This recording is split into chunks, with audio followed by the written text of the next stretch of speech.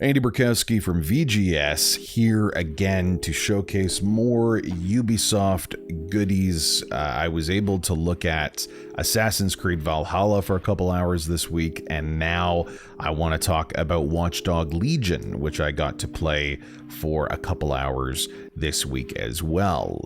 Because there's so much to go through here in a short amount of time, I am joined by another Toronto gaming journalist. Very excited about it. Bobby Pashalidis, the managing editor of Console Creatures. He's talking with me about Watch Dogs. We just finished our Assassin's Creed one, so check that out. Bobby, thanks for sticking around.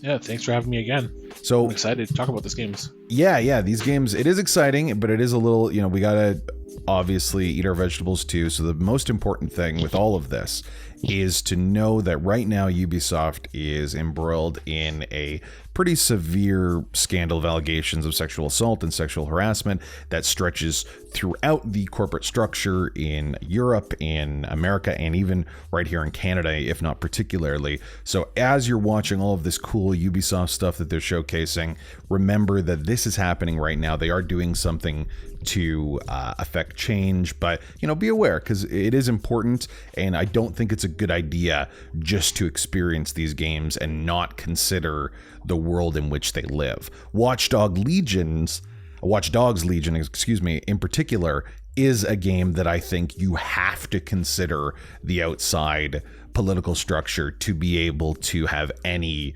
reference for what this game is. I will say right now that my experience of Watch Dogs Legion, that it is by far the most politically aware game that Ubisoft has ever created, which is so funny because there's so many instances in their development cycle where they've said that, they don't make games that are political, whereas this one is all about totalitarianism, about the subtle ways of oppression, and I think more so than anything else I've played, collectivism, what it means to just be another face trying to solve a problem, not necessarily to be a stalwart hero. So I'm very excited to talk about it right away.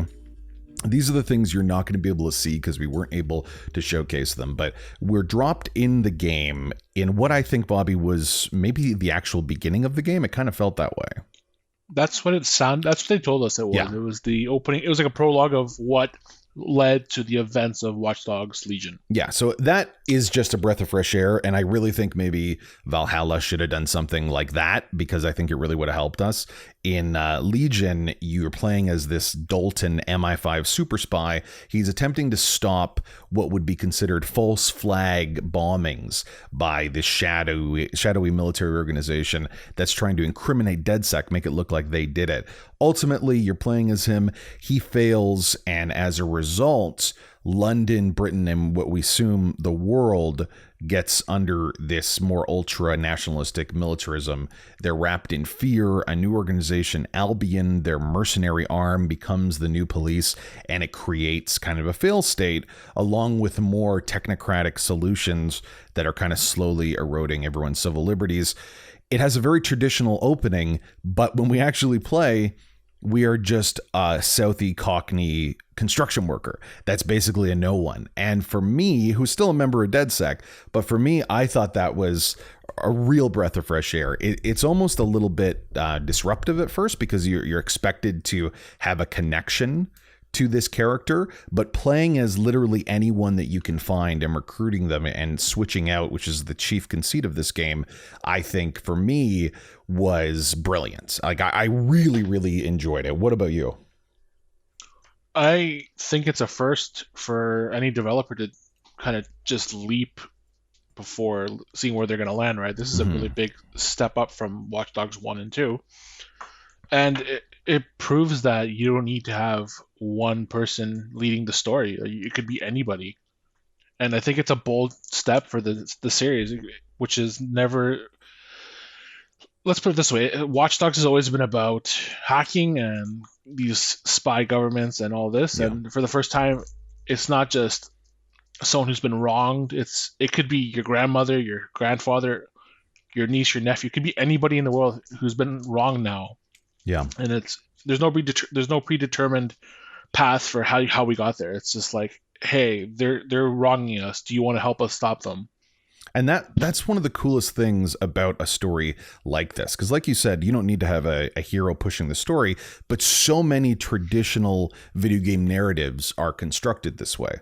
The reason, in my opinion, that Watch Dogs Legion works is because the story is about what is happening to the collective in London. So when you actually want to recruit someone, most of the time you have to do that by discovering what they need to be recruited. And usually that seems pretty simple, but the reason they think that is because the media and the world in this world portrays DedSec as a terrorist organization. So people are not just going to, join ISIS or something like that willy-nilly. There needs to be, an understanding of who this organization really is, kind of the truth behind it.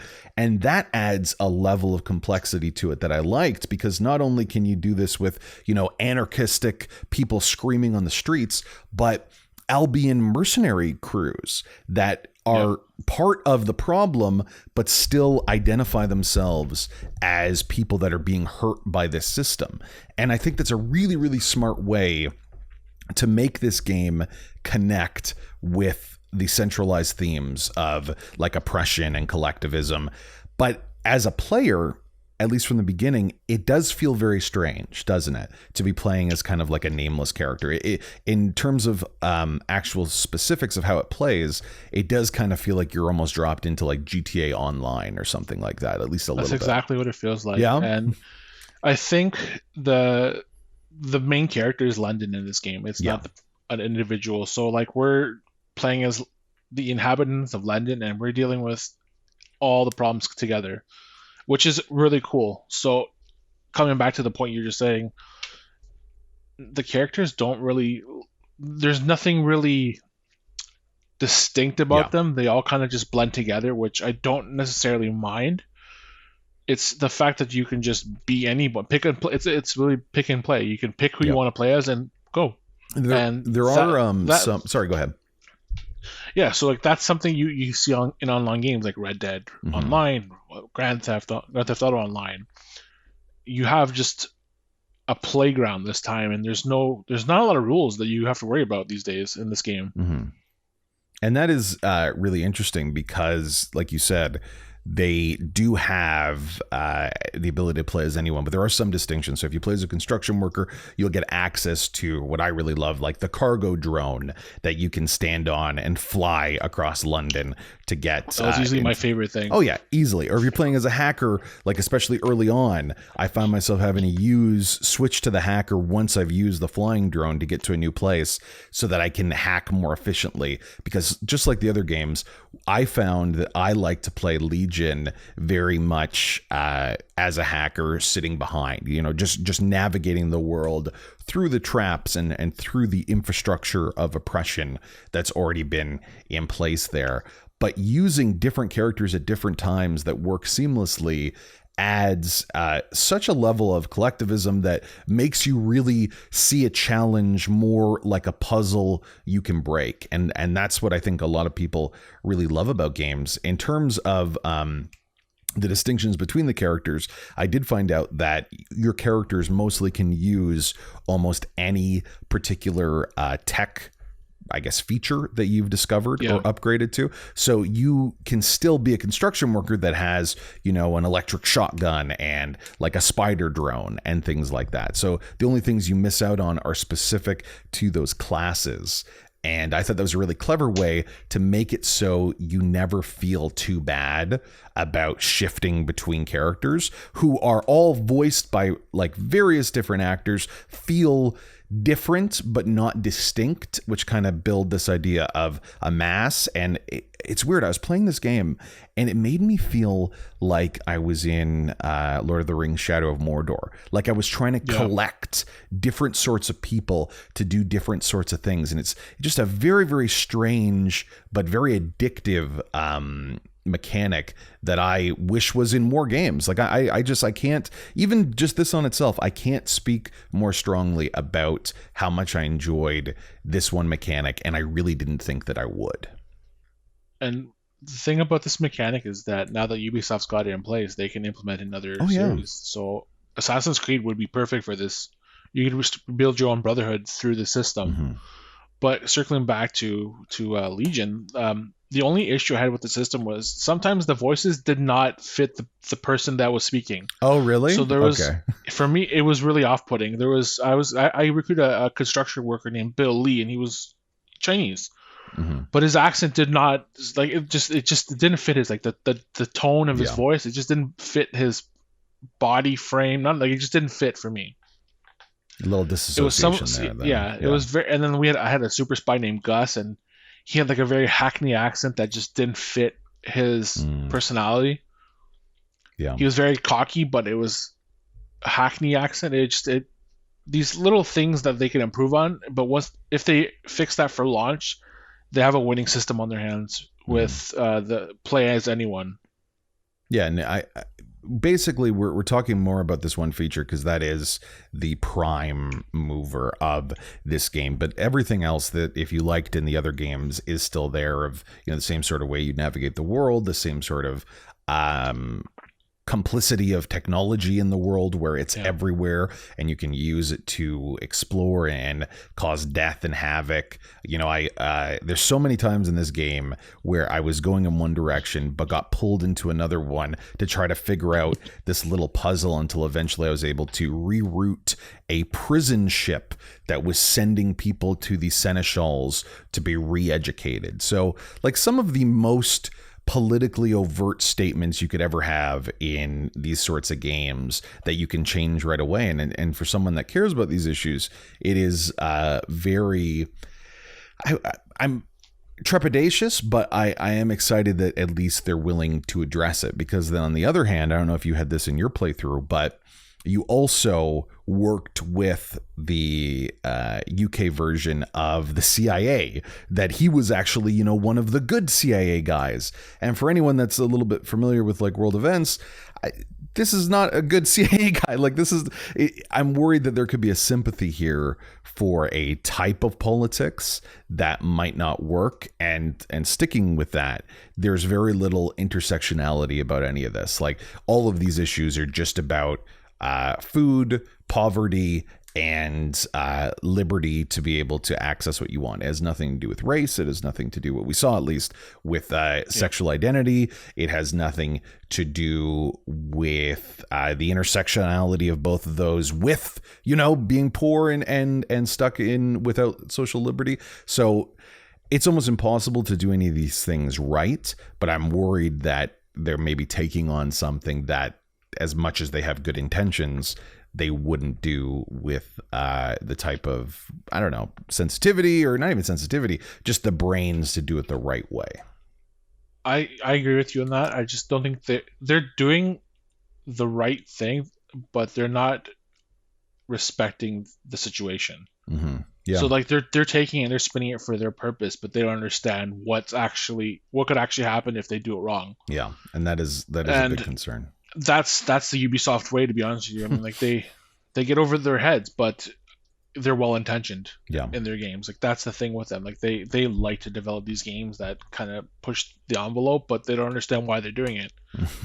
And it's unfortunately a realistic downside of having these humongous studios with all these people working on these games, right? Like there's no transparency of what we actually want to do. It's just like, hey, this is the list of things we want to do. How can we accomplish it without upsetting everybody and respecting the situation at the same time? So what I thought about the Legion is that it feels like a Black Mirror episode. Yeah. The way they spin technology in the last two games was kind of like, I don't know if you ever watched, what was that show with John? Do you remember that show from CBS a couple years ago? It was about the CIA. The guy had that machine that would determine crime. Oh yeah, Minority Report, classic. Not Minority Report. Okay. It was something else. They did that more than once. Okay. Yeah, it was from Jonathan Nolan. Really? No, I'm not familiar with it. I will get back to you. But like basically, this machine predicted crime, and it would spit out numbers to the handler, and then they would predict crime and they would solve it before it happened. And that just the way the technology is advancing these days, where it can predict things like this, and it just doesn't seem too far off. So when I compare it to Black Mirror, it seems like it's got the best of all the Black Mirror episodes, where it's got like technology consumes us. We rely on it so much that it's covered on all our buildings. It's in the air now with cargo drones. And the way Ubisoft's incorporated technology in the third game is unlike the last two games, because the last two games it was Aiden who was just hacking Chicago to get revenge, and then Marcus was just a hacker trying to screw around with Cetos. Yeah. And now in what is it, Legion? So now in Legion, you're trying to bring down the government from being an authoritarian. I can't say it. Authoritative. There we go. We found it. Authoritative. Tongue tied today. Yeah. But yeah, you're bringing down an authoritative state. It's a big leap. But it's the future we're facing post-Brexit in London, and we're seeing that every day now. I will say, though, it is like a little bit tone deaf to have this moment and not have it even mentioned in my gameplay at all with Black Liberation, like whatsoever. The fact that this is happening and it's all about, these different changes and how the world needs to change and look at all this bad things that are happening, but there's no mention of, it might be also pretty bad for Black Londoners as well. Like it isn't mentioned at all, and I don't think it will be in this game, and that will be I don't think it's going to even be, and that's going to be a second thought, a glaring oversight, because they do a lot of stuff really right. Like I really got into this and played it, every second that I could. And I don't know if you had this chance, but I completed all of the mini objectives, which usually have to do with like destroying something or, changing some graffiti, something like that, something you've seen before. But you can free a borough of London from Albion's oppression by doing one of these major missions. I didn't do any of that. I just focused on recruiting. Yeah. I wanted to explore the different people. So like I wanted to see what a construction worker could do, what a spy could do, what the getaway driver could do. Well, then go ahead. And then I just focused on the two missions that we had available, which I thought were really cool. Yeah, one involved human trafficking and organ harvesting, and then the second mission was trying to infiltrate the Tower of London as an Albion spy, which I thought was fantastic. Like they actually have good missions this time instead of in Watch Dogs 1 and 2 where they didn't really connect with me like the third game. So like this feels like Assassin's Creed 1 to 2 to 3. Like it's improving every iteration now, and it just feels like they finally hit their stride now with Watch Dogs Legion. And that the cool thing is of what I was mentioning before, that when I was able to complete that mission and free the region, I talked to the demoist and was like, okay, well, what's going to happen here? Because there is so much propaganda everywhere in the city. And it's not just, that Big Ben has the word severe on it, but it's everywhere, every little tiny thing. And when you do free a district, though, it's all not gone, but just defaced in really authentic ways and changed. And it really does feel like they kind of lost ground in one area. So I think that's really cool. We talked about choice, and to see the actual effects of the choices you make in the game and the gameplay choices, for me, just it brings the entire experience home. So my final thoughts is that I think they are on the cusp of doing something really great here with the play as anyone mechanic. But I do think that the general conceit of collectivism and fighting against something is going to be falling on its face if you don't try to really commit the landing and be like, you know what, we're going to talk about, gender issues and Black issues, because we're already talking about technological ones and the oppression of the state. Like you can't really do one without the other and not seem like you are trying to say something. You're deliberately not saying a full story. So that's where I'm coming from. Hopefully it'll be something that does deal with that correctly. I'm just looking at the time, so we got to speed up here. Thank you again, Bobby, for taking the time to chat. We talked a lot previously about Assassin's Creed Valhalla, so make sure you check that out. So please take a look. The links will be below, along with our talk on Assassin's Creed Valhalla. Thank you again, Bobby.